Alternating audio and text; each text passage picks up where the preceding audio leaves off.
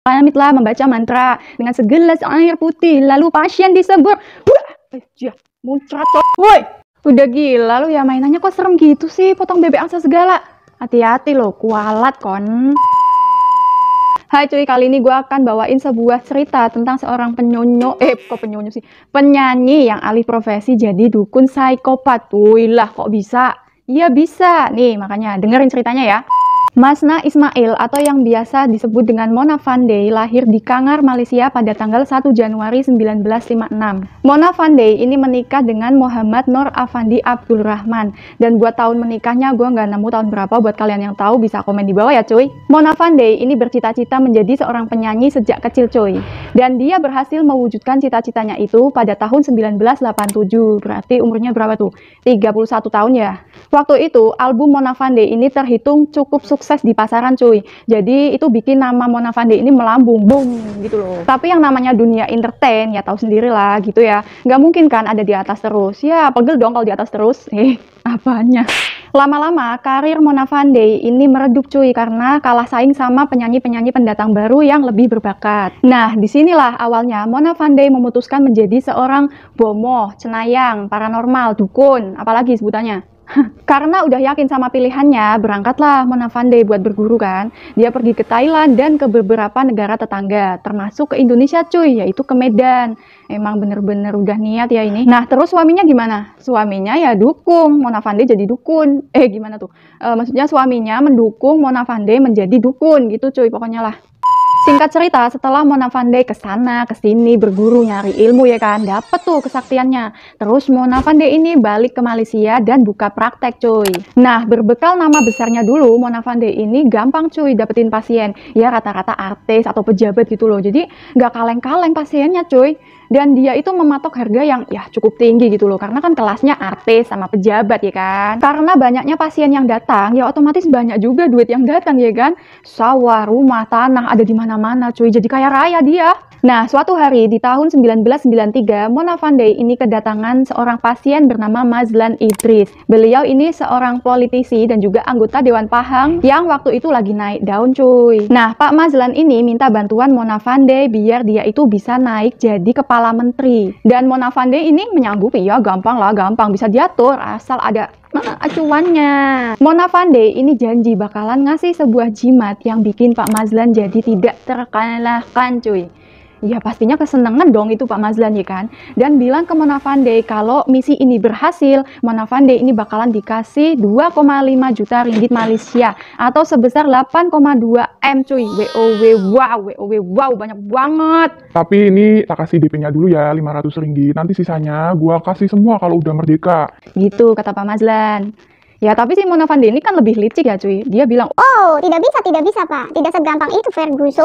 Bapak ini harus ngasih saya jaminan dong, nggak bisa kalau kayak gini saya nggak bisa kerja. Kata Mona Fandey cuy. Karena Pak Mazlan ini udah percaya banget sama Mona Fandey, dikasihkanlah itu setumpuk sertifikat rumah buat jaminan ya kan. Habis itu mereka berdua ini ngatur jadwal buat ritual cuy.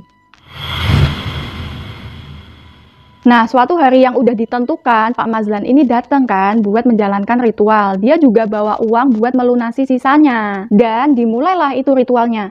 Selama ritual, Mona Fandey ini ditemenin sama asistennya cuy, yang bernama Juraimi. Udah kan, abis itu masuklah mereka bertiga ini ke ruang ritual. Terus Pak Mazlan disuruh tiduran di tempat yang udah disiapkan. Sedangkan si Mona Fandey ini ya berkomat-komat lah membaca mantra dengan segelas air putih, lalu pasien disebur. Muncrat coy. Nah, sambil Mona Fandey ini komat kamit ya kan, dia naburin tuh bunga-bunga ke tubuhnya Pak Mazlan. Abis itu, tanpa basa-basi, asistennya si Mona Fandey ini yang bernama Juraimi langsung menggal kepalanya Pak Mazlan coy. Jebret!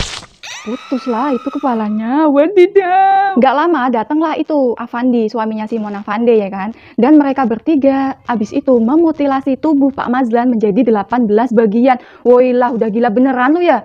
Dan abis dipotong bebek angsa, dikuburlah itu tubuhnya Pak Mazlan di gudang belakang rumah Mona Fandey cuy.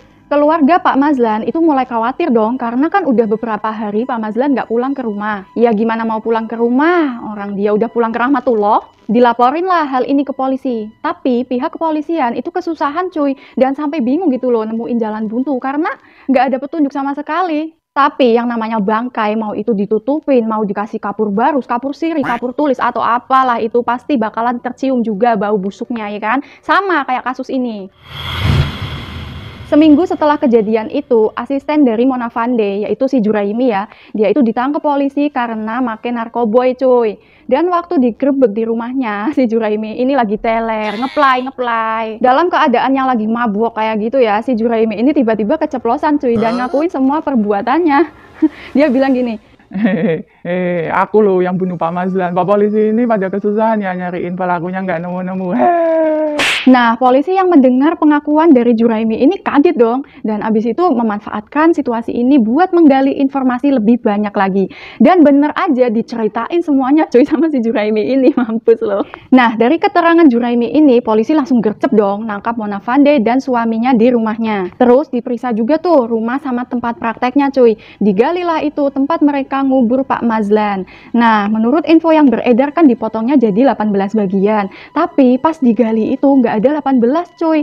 Dan katanya sih, kata rumor yang beredar, Mona Fandey dan juga suaminya ini memakan potongan tubuh dari Pak Mazlan cuy. Jadi serem amat ya, jadi kanibal.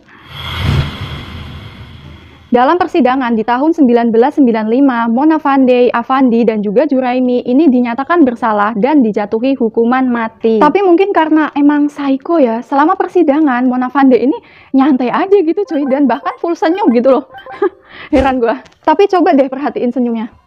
Ih, serem ya cuy. Apa dia itu seneng karena jadi pusat perhatian? Seneng udah terkenal lagi gitu? Astaga, nggak ada rasa bersalahnya sama sekali loh. Ya minimal malu lah. Setelah menjalani 65 hari persidangan, ditetapkanlah vonis mati mereka yaitu dengan hukum gantung. Dan di tahun 1999 atau 4 tahun setelah kejadian itu, dari pihak Mona Fandey ini mengajukan banding cuy. Tapi ya ditolak lah sama Pak Hakim.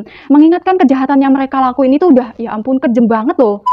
Tempat eksekusi dari Mona Fandey, Afandi, dan Juraimi ini ditetapkan di penjara Kajang cuy. Dan sehari sebelum eksekusi dilakukan, mereka bertiga ini diizinkan untuk bertemu dengan keluarga untuk terakhir kalinya. Tapi tahu nggak cuy, di depan media dan juga keluarga, Mona Fandey ini bilang kalau dia ini senang.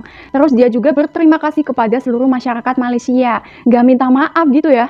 Makasih gundulmu, gak ada penyesalan sama sekali. Heran gue. Dan akhirnya pada hari Jumat tanggal 2 November 2000, Mona Fandey, Afandi, dan juga Juraimi ini dieksekusi mati dengan hukum gantung cuy.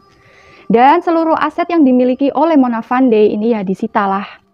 Tapi ada cerita-cerita serem juga nih di rumahnya Mona Fandey. Aduh, buat kalian yang tahu, komen di bawah ya.